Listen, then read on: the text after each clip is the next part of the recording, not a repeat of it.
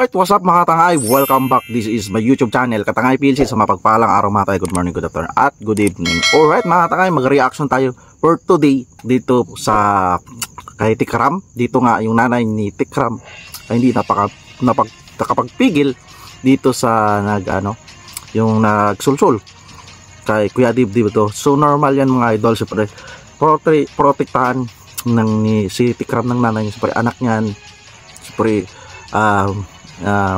kilala niya anak niya kung ano pang ugali ni Tatay Tikram, di ba mga idol? Normal yan, pagtanggol niyan, di ba? So dito mga idol, kung di ka pa nakasubscribe kay Tikram, mag-subscribe ka na para updated ka sa mga vlogs, charity ni Tikram po.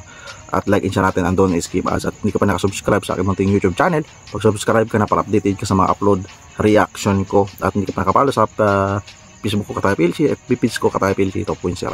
So alright mga idol, mga tangay, kung ito re-reaction natin sa title ko dito, MG, bakit hindi napakapigil ang nanay ni Tikram.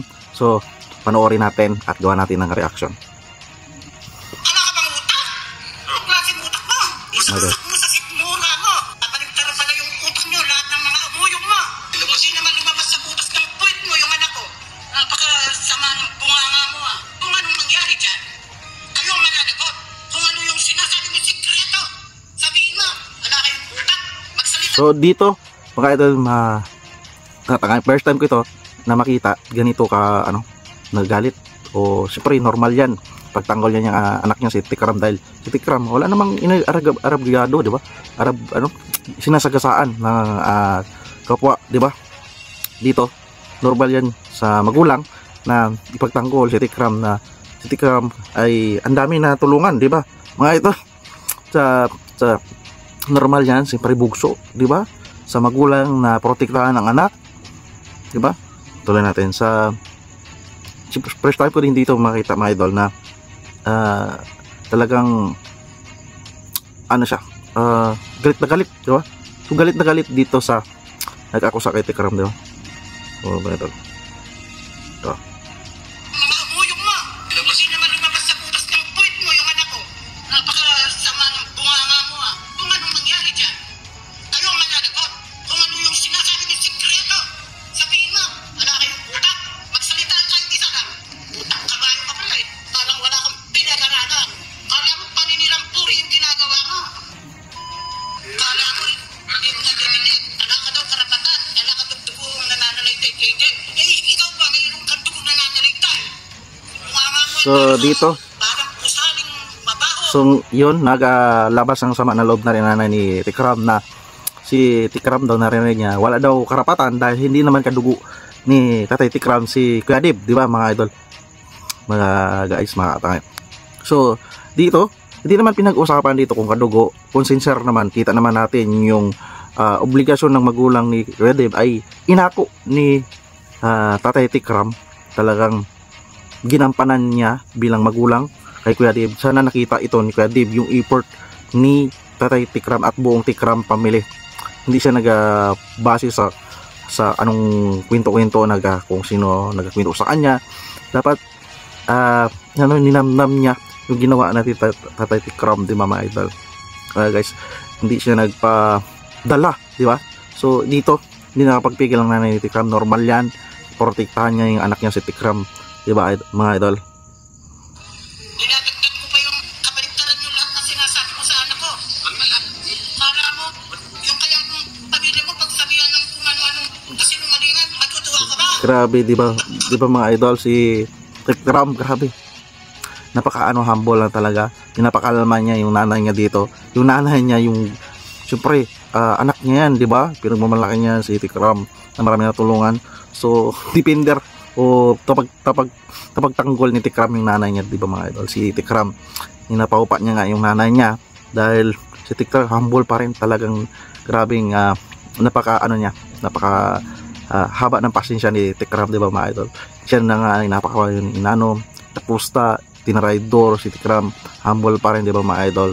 Talagang good influencer talaga si Tikram. Iba-iba na yan, grabing galit na yan, di ba mga idol? Tapos pinaratangan pa si Tikram na hindi naman kaano niya si Kuya Dib, di ba? Grabe naman tao na yan, na mapang na hindi niya nakita yung effort ni Tikram, di ba? Ito natin. Talo ka talaga. Ano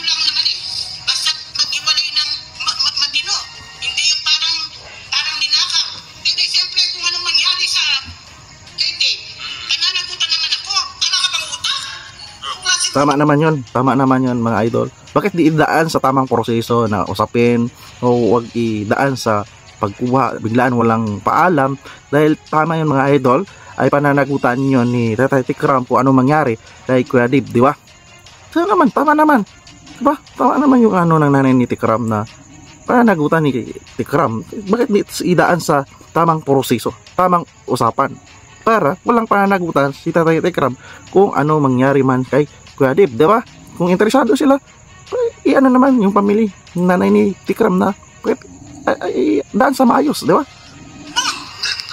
Kunin niyo kung gusto niya sa inyo.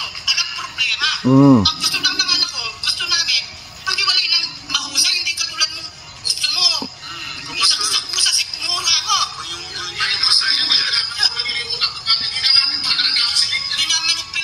Pinamanipulan ninyo yung bata. Alam pa sa gustong edad yan. Alam mo, Francis ka. Saka balik-balik mo pala dito, sa araw-araw. Siya pala yung minamaniobra mo.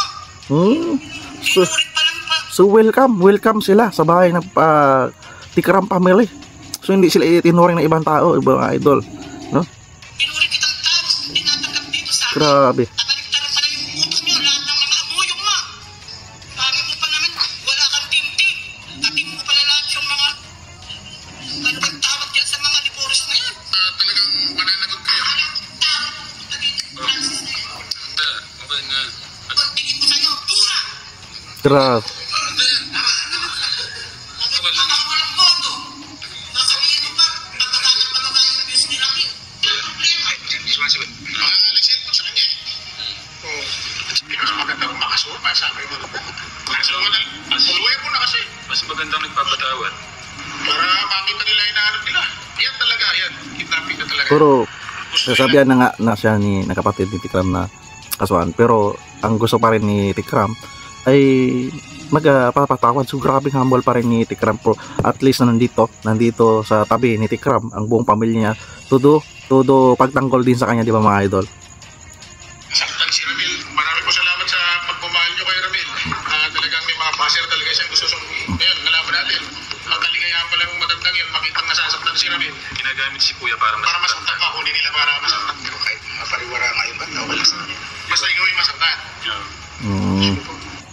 Di ba mga idol, na grabing protekta ng magulang ni Tikram, idaan sa tamang proseso. Wala namang problema sa Tikram family kung kunin nila kung saan gusto ni Dave, dapat ganon. Sa ano pa rin, decision pa rin ni Kuya Dave. Kausapin niya na maayos si Tikram at Tikram family, welcome naman, di ba mga idol? Ida sa proseso, di ba? Kung sino mag-alaga kay Dave, magsuporta, bakit hindi nila kausapin? Welcome naman, di ba? Sino hindi magagalit yan yung sitwasyon na bigla-bigla na lang nawala si Kuya Dave, di ba? So pananagutan, totoo pananagutan ni Tikram kung ano mangyari kay Dave, kasi sa poder niyan siya ay pagkalam po na siyang guardian ni Kuya Dave, mga idol. So nandito pa rin, napaka-humble pa rin, sabi ni Tikram na magpatawad pa rin tayo. So decision pa rin yan ni Tikram, di ba mga idol?